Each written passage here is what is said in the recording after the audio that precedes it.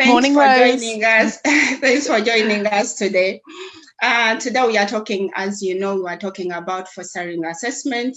And I would like you to share your experiences about being assessed. So what was your experience? How did you experience that stage or process? It was a very good experience. I was fortunate to have a friend who's a social worker who'd already talked to me a little bit and told me just to be very honest and open and transparent, that no one was trying to catch me out. No one was trying to judge me or criticize me. People were just trying to gather the right information to decide whether or not I would be suitable to be a foster carer for children. So it was a great experience. I was talked through each stage. I understood fully what was happening and what was required of me. If I had any questions or concerns, they were able to answer them at each stage. So yeah, it was really positive. As long as you're fully open and honest and you're prepared to share everything, then yeah, it's a great experience. Oh, you've talked about sharing everything. How easy was it to share your personal experiences during assessment? Do you know, at first it doesn't feel very easy. Everybody thinks, oh, they're not going to be happy about this. They won't like that. They might think I'm not suitable because of the other. And it's all those preconceived ideas in our heads. I would say to everyone, just relax. Social workers are used to dealing with anything and everything. And at each stage, they'll be able to reassure you. I was concerned about being diabetic and thought that might disqualify me. And I was immediately reassured that as long as my medical came back okay and my doctor showed that I was able to handle my diabetes, that it wouldn't be an issue. So really, you have to just not worry about it. It's a process. Okay, so you being diabetic, did you think that it was going to disqualify you? I thought possibly, because it's a medical condition, and if you don't look after yourself properly, you can end up poorly. So yeah, I wasn't sure how strict the rules were about different things. Also, I'm single. Oh. So it was like, well, am I going to be okay? Because years ago, they didn't want to know if you were single. So how did you decide that fostering was for you, and you being single? How did you think that you are going to juggle the two or manage the two? And how have you been managing being single as well? The great thing is you have an amazing support team in your social worker and your agency. And they make sure that you have backup support, that you have people there, and they have to go in and assess these people as well. So if you have friends that will be there to support you and back you up, and obviously your family as well, as long as you have that great support network around you, then it's not an issue.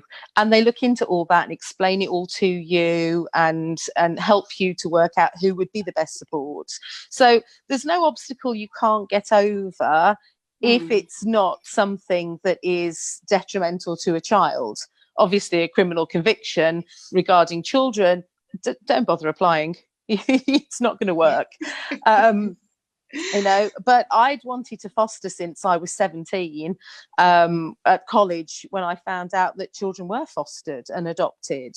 But I knew I couldn't do it as a 17-year-old. I knew I had to get life experience first before I'd be suitable.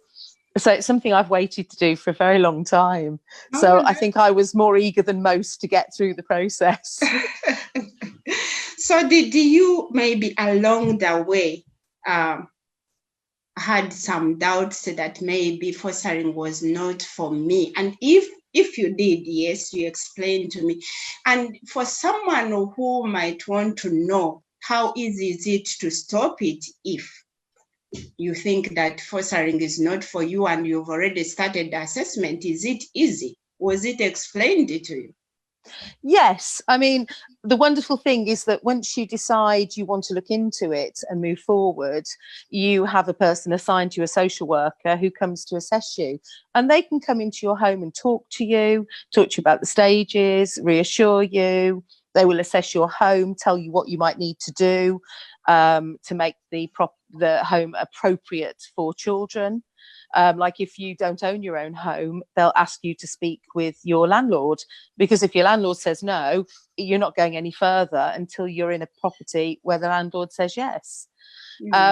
And I was assured at each stage that if I wasn't happy and I no longer wanted to continue the process, I could stop there and then. There was absolutely no pressure, because at the end of the day, what everyone is looking for are people who want to look after children that really need looking after. So yeah, at no point in time did I feel pressured or stressed about the process. It was actually a very good experience. Oh, that is good to hear. Was your assessor available each time you wanted them, or it took you time? There were some difficulties getting hold of them? No, not at all. My assessor was always available for me. If I was having any difficulty understanding anything or filling anything in, he was there and he was available immediately. He actually came to my home to work on sections of the Form F with me, because I didn't quite get what they were asking for. Sometimes things are phrased in a way that maybe you think, are they asking for this or that? So no, the whole point is the assessor wants you to be able to put the accurate information down so that when you get to panel, they have everything they need to make a decision. So yeah, it was very positive and everybody was very helpful at every stage. So how long did the assessment take you? It takes about 8 to 9 months. It took me a little bit longer. I'd started the assessment. It was something I wanted to do.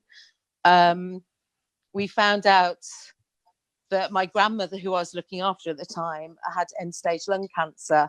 So I had to slow the process down to take care of her and to grieve after she passed away. But I was very fortunate. Everybody was very understanding. I wasn't pressured to get on with it. They took it in my time when I was ready.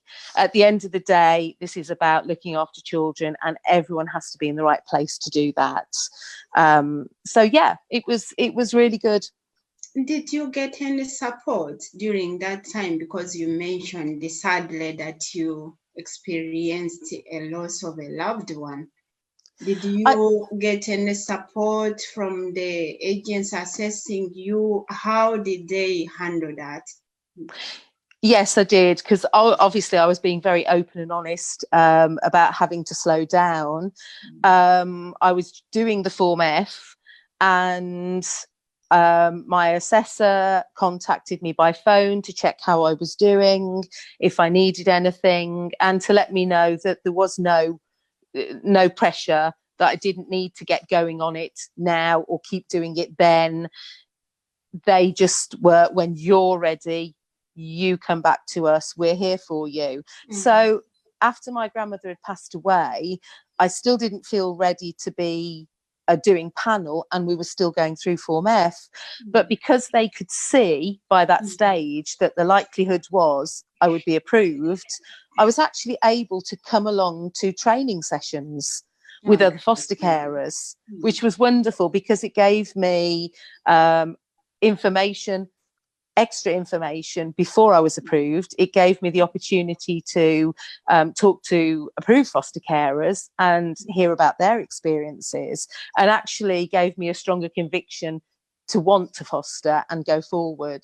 So yeah, the extra support I was given through that time was fantastic. I don't know about other agencies and how they support their social workers, but I do feel truly blessed that I'm with Banya, because I am supported every day of the week. Doesn't matter what time of day or night, there is someone there to support me. So yeah, it was great to see that support through the application process, knowing that I would get that as a foster carer as well. Oh, that's good to hear. You mentioned about training, that you had access to training. I actually wanted you to share your experiences about skills to foster. How did you find it, and how important was it for you? Was it helpful in making decision? How did it help you? Yeah, skills to foster is vital. I understand why everybody has to go through that stage.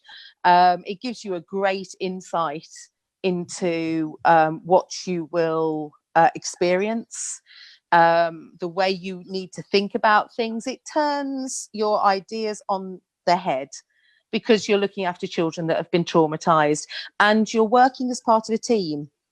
I think at that stage, I realized that it wasn't about me in a house looking after a child.